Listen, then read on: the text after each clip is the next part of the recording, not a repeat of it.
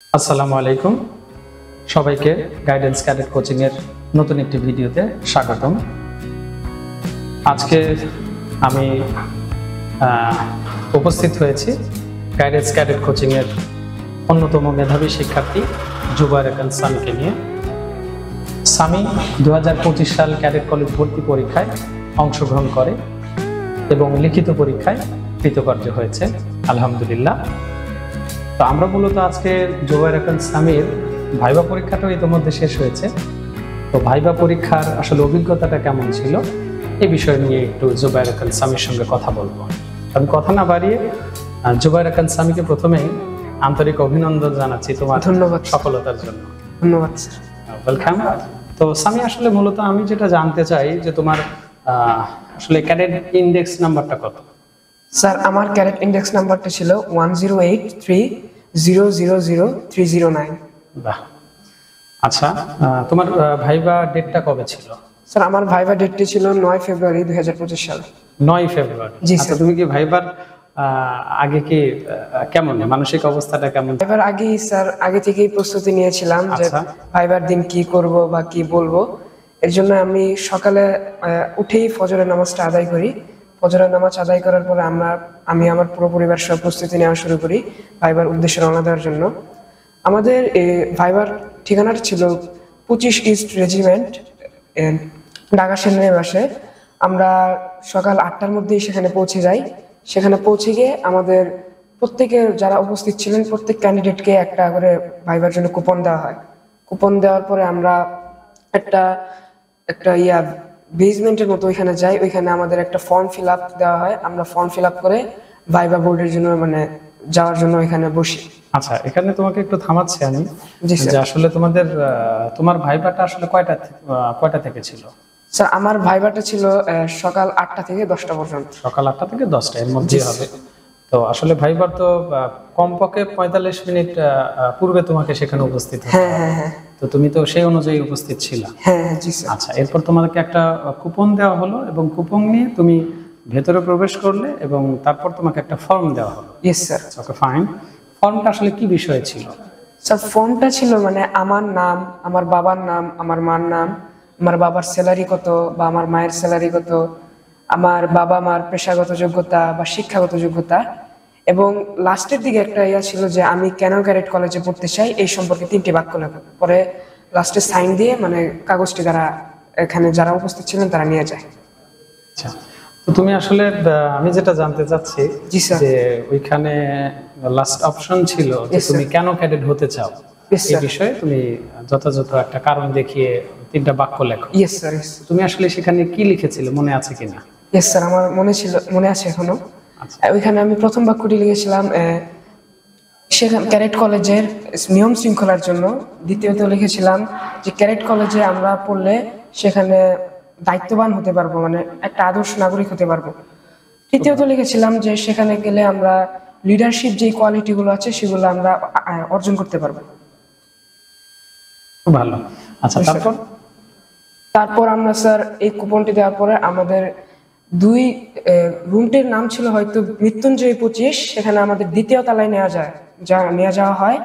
ওইখানে আমরা গিয়ে বসার 10 মিনিট বা 15 মিনিট পরে আমাদের ভাইবা বোর্ডে ডাকা হয়। 10 থেকে 15 মিনিট সেখানে তোমরা অপেক্ষা করো। জি স্যার। মৃত্যুঞ্জয়ী 25 yes sir. বিল্ডিং। আচ্ছা, 2 তলাতে। জি স্যার। ফাইন।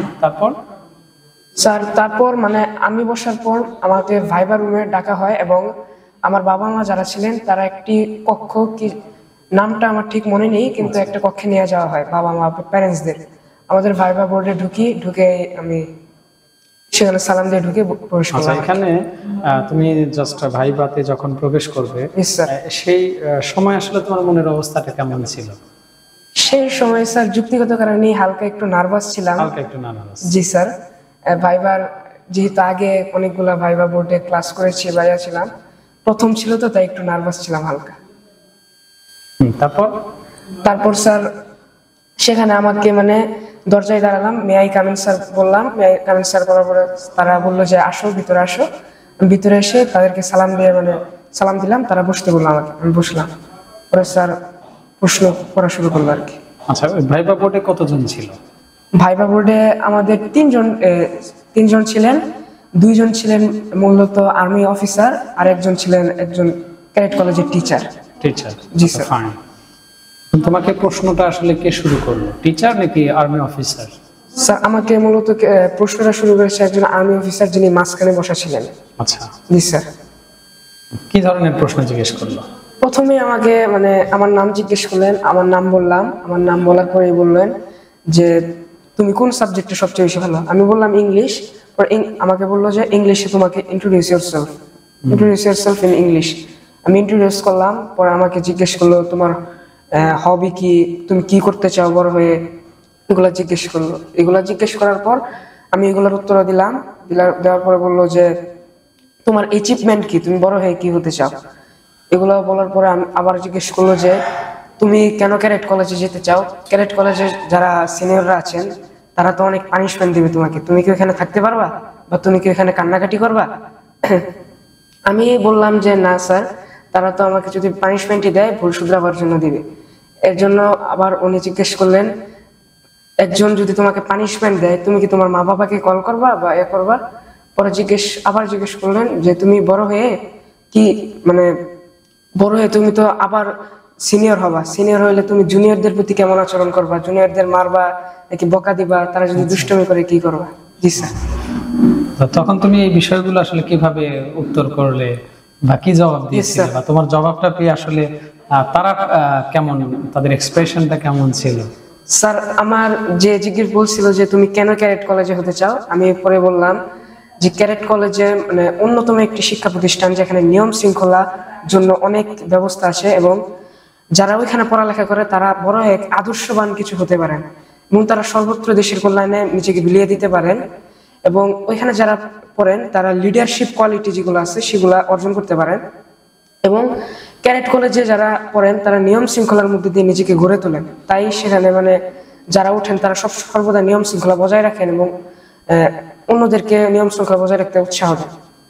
খুব ভালো। জি স্যার। তোমার উত্তরটা অনেক অসাধারণ হয়েছে আমার মনে হচ্ছে। হ্যাঁ, তারপর তুমি চালিয়ে যাও। তোমাকে কি জিজ্ঞেস করলো বা তারপরে? স্যার তারপরে জিজ্ঞেস করলো যে তুমি কেন তোমার বড় ভাইরা পানিশমেন্ট দিলে তুমি কি করবে, কান্নাকাটি করবে না মা বাবাকে ফোন দিবে? পরে আমি বললাম স্যার ওইখানে তো গেলে বড়রা তো পানিশমেন্ট দিবে, কারণ ওইখানে আমার কিছু ভুল থাকতে পারে বা আমি মাঝে মাঝে দুষ্টমি করলাম, ওই সময় আমাকে ভুল ধরিয়ে দেওয়ার জন্য বা ভুল বোঝাবার জন্য যে আমার এমন ভুল হয়েছে বা পরবর্তীতে না করার জন্য আমাকে ভুল ধরিয়ে দিবে। এমন তো আমরাও তো বড় হব, আমরাও সিনিয়র হব, আমরাও আমাদের জুনিয়রকে বোঝাবো যে ভুল করলে শিখাবো যে ওই ভুলটা আবার পুনরায় না করতে, বা ভুল করলেও তা বুঝিয়ে বলবো যেন সেই ভুল আবার কখনো না হয়। আচ্ছা, তো এই জবাবটা পেয়ে তারা কেমন এক্সপ্রেশন দিল বা তোমাকে কি বললো? স্যার তারা বলছে অনেক ভালো হয়েছে, তোমার উত্তরটা অনেক সুন্দর হয়েছে। আচ্ছা, তার মানে তোমাকে খুব উৎসাহ দিল। জি স্যার। এবং তুমিও তো তখন আসলে যখন ভাইবা রুমে প্রবেশ করলা তখন তো তোমার আগের যে নার্ভাসনেস বা ভয়, জড়তা এগুলো তো তখন আর ছিল না? না। আচ্ছা, ফাইন।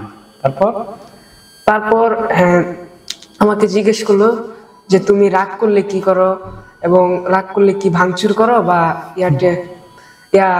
গ্লাস টাস ভাঙো নাকি, এরকম করো নাকি? আচ্ছা। ওরা বললাম না স্যার, আমি রাগ করলে এমন কিছুই করি না, রাগ করলে চুপচাপ বসে থাকি বা কেউর সাথে কথা বলি না, চুপচাপ হয়ে থাকি। রাগ করলে তারা যদি আমাকে মারেও বা বকা দেয় আমি চুপচাপ বসে থাকি, কিছু করি না, এরকম। আচ্ছা, খুব ভালো। জি স্যার। এখন তার পরবর্তীতে কি হলো? পরে আবার জিজ্ঞেস করলো যে তুমি কখন সবচেয়ে বেশি রাগ করো? পরে আমি বললাম স্যার আমি যেমন একটা পরীক্ষা দিলাম কিন্তু পরীক্ষাটা ভালো হলো না, যেমন আমার প্রিপারেশন ভালো ছিল কিন্তু পরীক্ষাটা আমার ভালো হলো না, তখন সবচেয়ে বেশি খারাপ লাগে। পরে বললো এছাড়া তুমি কখন বেশি রাগ করো? স্যার পরে আমি বললাম যে মাঝে মাঝে আমার ছোট ভাইয়ের সাথে মারামারি বা একটা হালকা দুষ্টমি করতে গিয়ে ঝগড়া হয়ে যায়, পরে আমার মা বাবাকে আমাকে একটু বকা দেয়, বকা দেওয়ার পর একটু মন খারাপ হয় আর কি। জি স্যার। বেশ ভালো, তুমি তো আসলে উত্তরগুলো খুব চমৎকার ভাবেই দিয়েছো। জি স্যার। এবং আমার মনে হয় তোমার ভাইবাটাও আলহামদুলিল্লাহ বেশ ভালোভাবেই সামনের দিকে এগিয়ে যাচ্ছে। আলহামদুলিল্লাহ স্যার। তার পরবর্তীতে কি হলো? তার পরবর্তীতে আমাকে যে মাঝখানে যে ব্যক্তি বসা ছিলেন তিনি জিজ্ঞেস করলেন যে তুমি বড় হয়ে তোমার বাবা যদি বলে তোমাকে যে একটা ল্যাপটপ কিনে দিতে, তোমার বাবা কি ল্যাপটপ কিনে দেবে? পরে আমি বললাম যে স্যার এখন আমরা তো স্যার এত মানে হাই ক্লাস ফ্যামিলি না, আমাদের বাবা হয়তো কিনে দেবে না, কিন্তু আমি যদি এটা যদি কোনো পড়াশোনার ব্যাপারে হয় বা আমি বাবাকে কোনো যুক্তি শোনাতে পারি যে আমি কেন ল্যাপটপ কিনতে চাই, তাহলে তারা হয়তো কিনে দিতে পারেন। পরে আমাকে আবার আরেকটা প্রশ্ন জিজ্ঞেস করলো, তোমাকে যদি কোনো এক্সপেন্সিভ কিছু বা ম্যাকবুক কিনে দিতে তুমি যদি বলো তাহলে তারা কি করবে? তাহলে বললাম স্যার যদি ল্যাপটপ কেনার দরকারই হয় তাহলে স্যার একটু মিড রেঞ্জের মানে একটু ম্যাকবুক টাইপের না, এটা তো অনেক এক্সপেন্সিভ, হালকা একটু লো রেঞ্জের একটু কিনবো, ওইটাও শুধু পড়াশোনা বা কোনো যুক্তি থাকলে বা কোনো কারণ থাকলে তার জন্য। বাহ, খুব চমৎকার। জি স্যার। আসলে তুমি তো খুব বুদ্ধিমত্তার সাথে আসলে Yes, sir. প্রশ্নগুলোর উত্তর দিয়েছো। Yes, sir. আলহামদুলিল্লাহ, অনেক ভালো হয়েছে তোমার উত্তরগুলো। পরবর্তীতে আসলে তোমাকে আসলে তিনজন যে ভাইবা বোর্ডে ছিল, হ্যাঁ হ্যাঁ হ্যাঁ। তারা তিনজনই কি তোমাকে প্রশ্ন করছিল তিনজন। নাকি আসলে একজন একজন করে প্রশ্ন করেছিল, যারা প্রশ্ন করছিল তাদের একজন একটা প্রশ্ন করলো, এরপরে আমার উত্তর দেওয়ার পর আরেকজন পারমিশন নিয়ে আরেকজনের কাছে প্রশ্ন করছিল। আচ্ছা, তার মানে একজন প্রশ্ন করছে, হ্যাঁ। অন্যজন যদি যখন প্রশ্ন করা শুরু করছে সে অন্যজনের কাছ থেকে পারমিশন হ্যাঁ, নিয়ে হ্যাঁ, তারপর তোমাকে প্রশ্ন করছে। জি স্যার। বেশ ভালো, এবং তুমিও সময় পাচ্ছ মাঝখানে একটা একটা প্রশ্ন থেকে আরেকটা প্রশ্ন। Yes sir, yes. বেশ ভালো। তার পরবর্তীতে কি হলো? তারপরে পরবর্তীতে আমার যিনি মেইন ছিলেন তার পাশে একজন ছিলেন, তিনি হয়তো আমার মনে নেই কিন্তু ফৌজদার আর্ট ক্যাডেট কলেজের টিচার ছিলেন। তিনি আমাকে একটা মানে খাতা দিলেন, খাতা দেওয়ার পরে একটা আইকিউ জিজ্ঞেস করলেন, ম্যাথের আইকিউ। ম্যাথের আইকিউটা স্যার তো ভালো মনে নেই, কিন্তু এমন একটা ছিল 1 = 5, 2 = 25 এবং 3 = 3 to 5, 4 = কোশ্চেন মার্ক, এমন একটা ছিল। ওটার আনসারটা আমি স্যার বলতে পারছি, এবং বলার পর একটা বলছিল যে কিভাবে পারলা তুমি এটা, পরে বুঝিয়ে বললাম, বলার পরে তারা অনেক খুশি হলো, যে বললো ভেরি গুড, ভালো হয়েছে। খুবই ভালো, খুব চমৎকার। জি স্যার। তারপর আমাকে আরেকটা আইকিউ জিজ্ঞেস করছিল, কিন্তু স্যার ওইটা মানে একটু খারাপ হয়েছে স্যার, ওইটার আনসারটা আমি একটু বলতে পারিনি। আচ্ছা, বলতে পারি। দেখো ভাইবা আসলে তুমি যে সকল প্রশ্নের উত্তর তোমাকে পারতে হবে, আসলে স্যার। ব্যাপারটা এরকম না। Yes sir. তুমি যেটা পারবে সেটার উত্তর করবে, যেটা পারবে না সেটা পোলাইটলি ইয়েস স্যার, রিকোয়েস্ট করতে হবে। হ্যাঁ, বলতে হবে। জি স্যার। যাই হোক, পরবর্তীতে কি হলো? এর পরবর্তীতে তিনি বললেন, আমার আমার উনি যে আছেন উনি বললেন যে how do we call us Patriot, মানে আমরা কিভাবে আমাদের দেশপ্রেমিক বলবো বা কিভাবে আমাদেরকে দেশপ্রেমিক বলবো। পরে আমি এটার উত্তরটা বললাম, এটার উত্তর বলার পর তিনিও খুশি হলেন, অনেক খুশি হওয়ার পরে বললেন, বাহ তুমি তো সুন্দর একটি উত্তর বলেছো। উত্তর বলার পর তিনি বলার পর তুমি এই উত্তরটি যেহেতু তারা শুনে খুশি হয়েছে, তা আমরাও শুনতে চাই আসলে তুমি কি বলেছিলে তখন এই প্রশ্নের উত্তর। Yes sir. এটার উত্তরটা ছিল স্যার, আমি এমন করে বলেছিলাম যে স্যার দেশপ্রেমিক হতে হলে প্রথমে আমাদের মানে দেশকে অনেক ভালোবাসতে হবে। দেশকে যদি আমরা না ভালোবাসতে পারি তাহলে আমরা কখনোই মানে দেশপ্রেমিক হিসেবে গড়ে তুলতে পারবো না। যে ব্যক্তি মানে নিজের দেশকে ভালোবাসে না বা সবসময় ঘৃণা করে, সে কখনো দেশপ্রেমিক হতে পারেন না। দেশপ্রেমিক হতে হলে আমাদের অবশ্যই আদর্শবান, দেশের মানুষের কল্যাণ করতে হবে, যেন আমরা অন্যজনের কাছে এবং নিজের দেশের মানুষের কাছেও ভালো হতে পারি। সর্বদা চেষ্টা করতে হবে যেন নিজের দেশের মানুষ কখনো বিপদে পড়লে বা কোনো সমস্যায় পড়লে আমরা যেন এগিয়ে গিয়ে তাদের সাহায্য করতে পারি। যেমন আমাদের মুক্তিযুদ্ধের সময় আমাদের প্রতিবেশী দেশ বা নিজেদের দেশের মানুষই যত সম্ভব তারা নিজের দেশের মানুষকে সাহায্য করেছেন। মুক্তিযোদ্ধাদের তারা নানাভাবে খাবার দিয়ে সাহায্য সহযোগিতা করে বা সংবাদ শুনিয়ে তাদের সাহায্য করেছেন, এবং আমরাও এভাবেই আমরা পারলে আমাদের দেশ কিভাবে গড়ে তুলতে পারবো সুন্দর করে, মানে একে অপরকে সাহায্য সহযোগিতার মাধ্যমে আমরা নিজের দেশ পরিচালনা করতে পারবো। খুব চমৎকার, অসাধারণ। Thank you sir. পরবর্তীতে তারা তো শুনে খুব খুশি, জি এখন তো তোমার সঙ্গে একদম ফ্রেন্ডলি আচরণ করছে, জি স্যার। তোমাকে প্রশ্ন করছে, তুমি দারুণ উত্তর দিচ্ছ, সবকিছু মিলে তোমার কাছেও বেশ এনজয়েবল মনে হচ্ছে। ইয়েস স্যার, তাই তো? জি স্যার। আচ্ছা, এর পরবর্তীতে কি হলো? এর পরবর্তীতে যিনি প্রশ্ন করছিলেন আরেকজন ছিলেন বাম সাইডে যিনি ছিলেন, তিনি একটি প্রশ্ন করলেন গ্লোব দেখিয়ে, যে গ্লোব দেখিয়ে বলিভিয়া বের করো, এরপরে মঙ্গোলিয়া বের করো, এরপরে জিজ্ঞেস করলেন যে মাদাগাস্কার বের করো। আমি তিনটার উত্তর ভালো করে বের করতে পারছিলাম, কিন্তু একটা ছিল পেরু জিজ্ঞেস করছিল যে কোন মহাদেশে অবস্থিত বা কোথায় এটা দেখাও মানচিত্রে। আমি কোন মহাদেশে অবস্থিত এটা বলতে পারছিলাম, কিন্তু কোথায় যে এটা অবস্থিত এটা আমি উত্তরটি জানা ছিল না, বলতে পারিনি। তো আসলে মানচিত্রের যে ব্যাপারটা, হ্যাঁ হ্যাঁ, বিশেষ করে পেরু কোথায় বা কোন মহাদেশে অবস্থিত ইয়েস স্যার। এবং পেরুকে দেখানো, এই বিষয়টা আসলে আমি অনেক স্টুডেন্টের কাছ থেকেই তাদের এক্সপেরিয়েন্সের কথা শুনেছি এবং প্রায় অলমোস্ট সবাই আমার সঙ্গে এই বিষয়টা শেয়ার করেছে যে সবাইকে পেরু কোথায় এবং কোন মহাদেশে অবস্থিত। জি স্যার, এই প্রশ্নটি তাদেরকে জিজ্ঞেস জি করেছি। স্যার। আচ্ছা, যাই হোক, তার পরবর্তীতে কি হলো? তার পরবর্তীতে উনি বললেন, তা বাহ, তুমি তো ভালোই উত্তর দিয়েছো। এরপরে আমাকে বললো যে আমি তোমাকে কয়েকটা শব্দ বলবো, এটার এগেইনস্টে বা পরিবর্তে তুমি যে শব্দগুলো পারো তা দ্রুত বলবে, তাড়াতাড়ি বলবে। এরপরে তিনি কয়েকটা শব্দ বললেন, আমি সুন্দর করে মানে সবগুলোর উত্তর ভালো করে বলতে পারলাম, পরিবর্তে ওইগুলো শব্দের পরিবর্তে তাড়াতাড়ি। বাহ, খুব ভালো, তাহলে তো তোমার ভাইবা দারুণ হচ্ছে। জি স্যার। পরবর্তীতে উত্তর বলার পর মানে যিনি মেইন ছিলেন তিনি আমাকে আবার প্রশ্ন করলেন যে তোমার হবি কি, বা তুমি অবসর সময়ে কি করতে ভালোবাসো। তারপর আমি বললাম যে আমি অবসর সময়ে বই পড়তে ভালোবাসি, ব্যাডমিন্টন খেলতে ভালোবাসি এবং ফুটবল খেলতে ভালোবাসি। তিনি জিজ্ঞেস করলেন যে তুমি কোন ধরনের বই পড়তে ভালোবাসো। পরে বললাম স্যার আমি গল্পের বই এবং প্রবন্ধ পড়তে ভালোবাসি। পরে যিনি পাশে ছিলেন তিনি আবার জিজ্ঞেস করলেন যে তুমি কার কার গল্পের বই বা কার প্রবন্ধ পড়তে ভালোবাসো। আমি বললাম আমার প্রিয় যিনি লেখক তিনি হলেন হুমায়ুন আহমেদ। পরে তিনি বললেন বাহ, তোমার তো লেখকের চয়েস অনেক ভালো। পরে আমি বললাম যে থ্যাংক ইউ স্যার। পরে মাঝখানে একজন আবার প্রশ্ন করলেন যে তুমি বড় হয়ে ডাক্তার হতে চাও কেন, আর্মি অফিসার হতে চাও না কেন। পরে বলছিলাম যে স্যার আমাদের দেশে তো ডাক্তার সংখ্যা মানে অনেক কম, আমাদের দেশে যে মানুষ আছে তারা ভালো চিকিৎসার জন্য অনেকে বিদেশে পর্যন্ত চলে যায়, কিন্তু আমি চাইতেছি যে আমাদের দেশে মানে ডাক্তার বেশি হোক এবং আমাদের দেশের নাগরিক যারা আছেন তারা আমাদের নিজের দেশে থেকেই নিজের দেশের মধ্যে চিকিৎসা নিতে পারেন। আর্মি তাহলে হবে কি আমাদের দেশের অন্য দেশের মধ্যে আমাদের দেশের সুনাম ভাববে যে এই দেশের ভালো চিকিৎসা ব্যবস্থা বা যেমন চিকিৎসা সেটা অনেক ভালো, এবং একজন ডাক্তার হতে পারে আমি অন্যজনের সেবা করতে পেরে অনেক খুশি হব। ভালো, তোমার আসলে উত্তরগুলো বেশ কি বলবো মানসম্মত এবং তোমার উত্তরগুলো আসলে একটা দায়িত্ববান মানুষ যেভাবে উত্তর করে ঠিক তোমার উত্তরগুলো ঠিক সেরকমই ছিল। Thank you. তো তার পরবর্তীতে তোমার কি হলো বলো? স্যার তার পরবর্তীতে আমার মা বাবাকে ডাকানো হলো। মা বাবা মানে তোমার ভাইবা শেষ? হ্যাঁ। তোমার ভাইবা আনুমানিক কত সময় তোমার এখনো মানে শেষ হয়নি। মা বাবা ডাকার পরে আমাকে কয়েকটা প্রশ্ন করা হয়েছে। বাবা মা আসার পরেও তোমাকে প্রশ্ন করেছে? হ্যাঁ, বাবা মা আসার পরেও করেছে, আবার যাওয়ার পরেও। পরবর্তীতে তোমার বাবা মাকে ডাকা হলো? জি তোমার স্যার। বাবা মা তোমার দুই পাশে বসে, হ্যাঁ হ্যাঁ, বাবা এক পাশে মা এক পাশে, জি তাই স্যার। তো?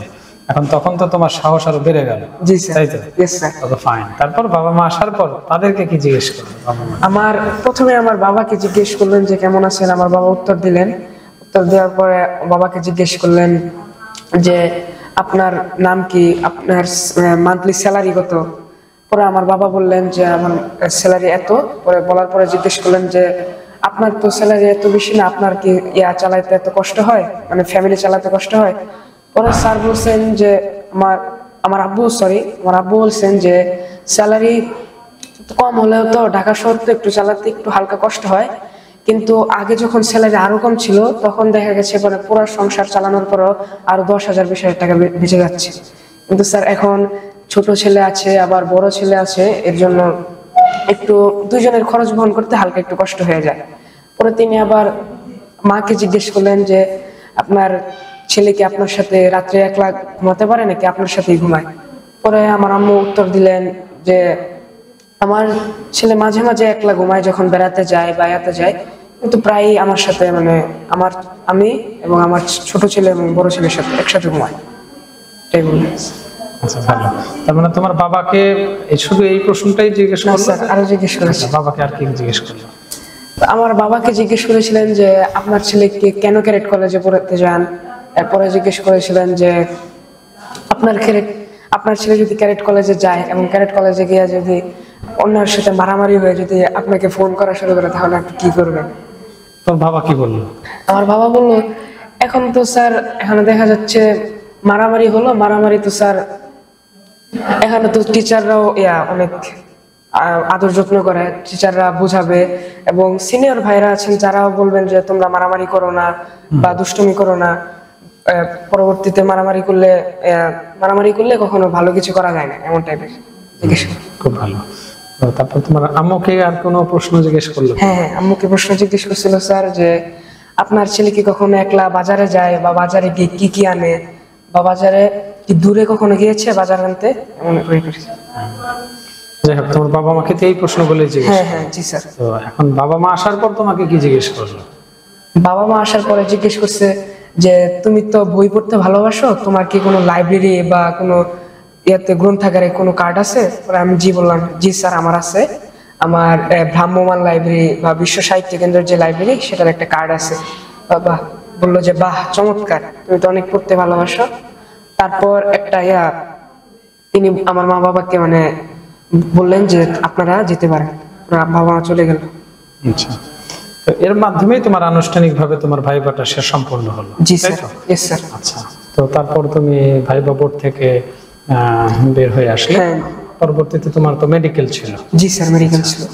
মেডিকেল ভাইবার পর কত সময় পর মেডিকেল শুরু হলো? বা স্যার, ভাইভা বোর্ড থেকে বের হওয়ার পরে একজন বাইরে দাঁড়িয়েছিলেন, তার ভিতরে যারা আমাকে প্রশ্ন করেছেন তারাই, যিনি বাইরে স্টাফ ছিলেন, তাকে বললেন যে তাকে মেডিকেলের জন্য নিয়ে যাও।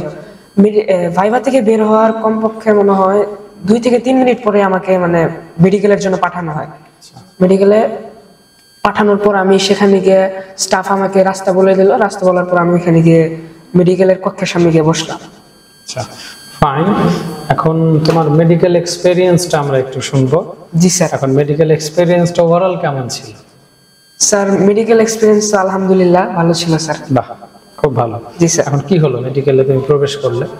মেডিকেলে প্রবেশ করার পর প্রথমে ওইখানে কয়জন ছিল মেডিকেল? ওইখানে স্যার 2 জন ছিল।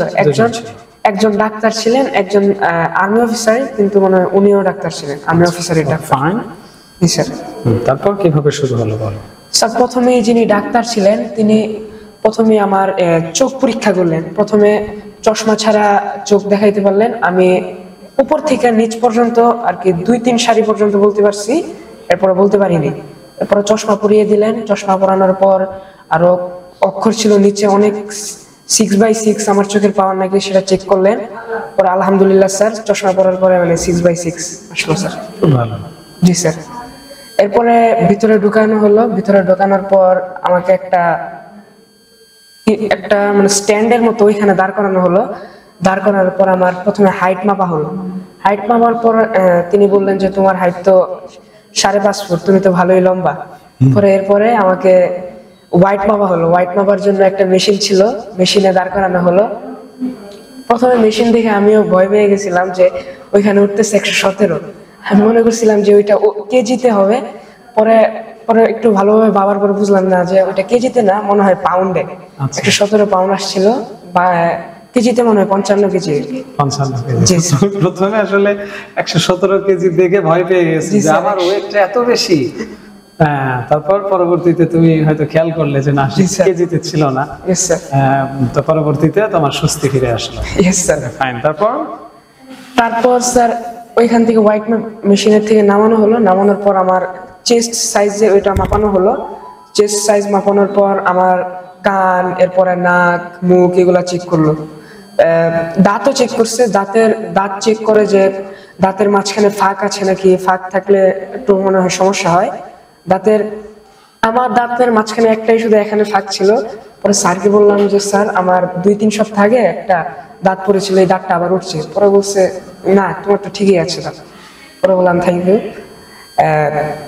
পরে আমাকে কান পরীক্ষা করানোর পরে একটা কেমন জানি একটা যন্ত্র ছিল, রডের মতো, দুই সাইড আমরা যে একটা পিক করি না, এমন এক টাইপের একটা যন্ত্র ছিল।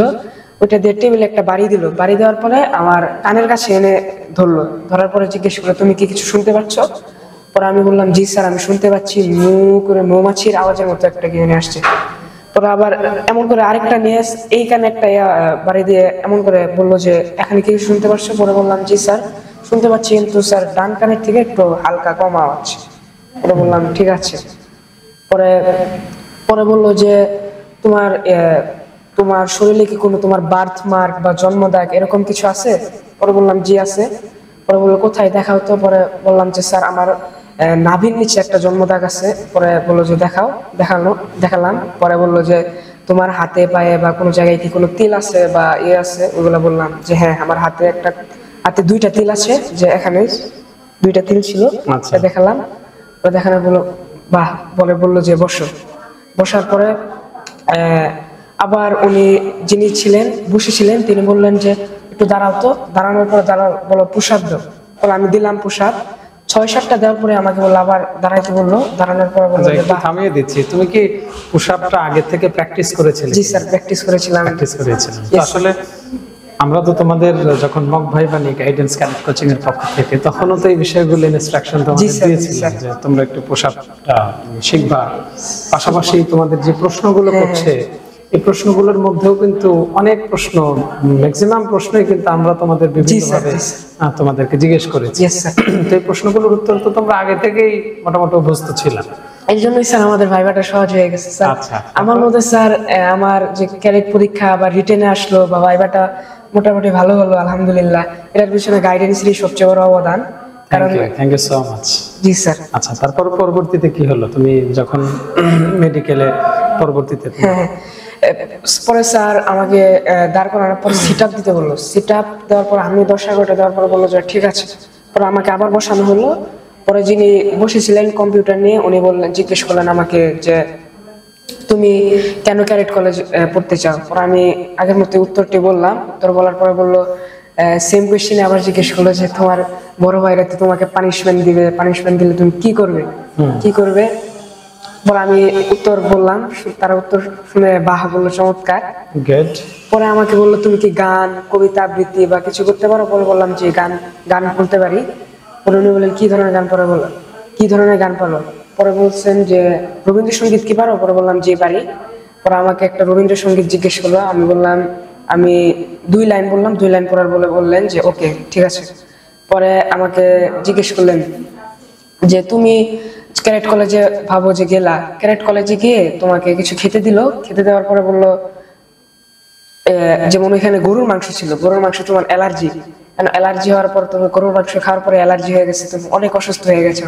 এখন কি তুমি তোমার মা বাবা বা কেউ কি ফোন দিবা বা কান্নাকাটি করবা?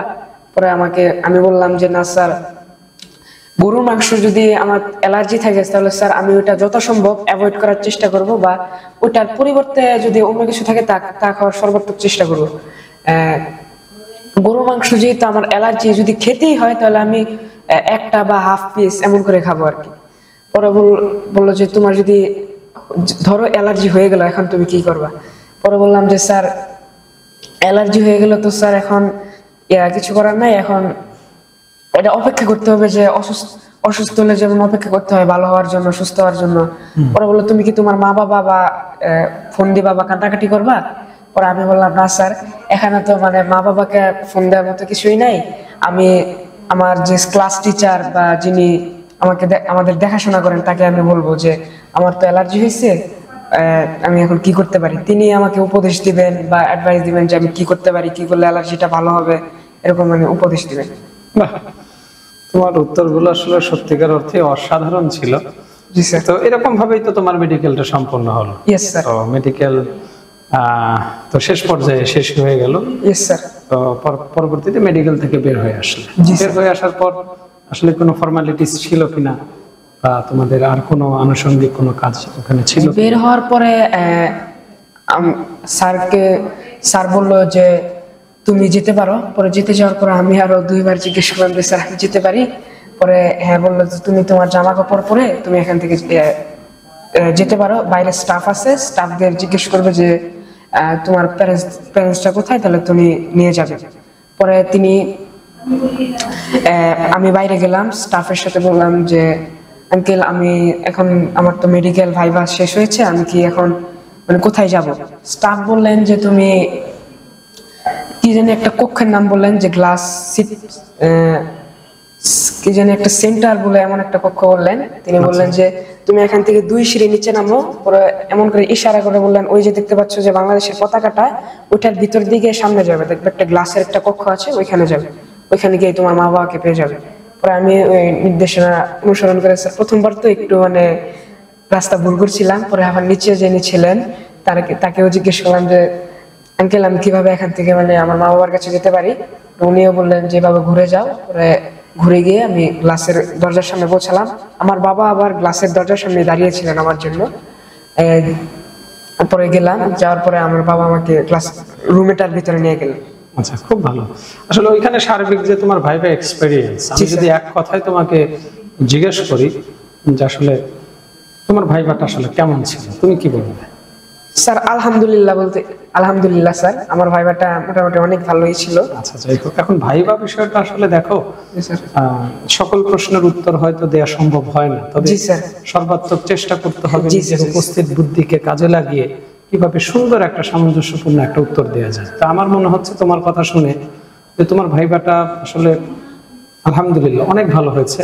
জি স্যার, তুমি প্রত্যেকটি প্রশ্নের খুব সুন্দর উত্তর দেওয়ার চেষ্টা করেছো। ইয়েস স্যার, সর্বাত্মক চেষ্টা করেছো এবং ওভারঅল তোমার মেডিকেল এবং ভাইবার যে প্রশ্ন এবং তোমার যে উত্তর ছিল, দারুণ একটা কম্বিনি, মানে দারুণ একটা সামঞ্জস্যপূর্ণ একটা উত্তর তোমার ছিল। জি স্যার। তো তোমার জন্য অনেক অনেক শুভকামনা গাইডেন্স ক্যাডেট কোচিং এর পক্ষ থেকে। জি স্যার, তোমাকে অনেক অনেক শুভেচ্ছা জানাচ্ছি। Thank you sir. আশা করি তোমার স্বপ্ন পূরণ হবে ইনশাআল্লাহ।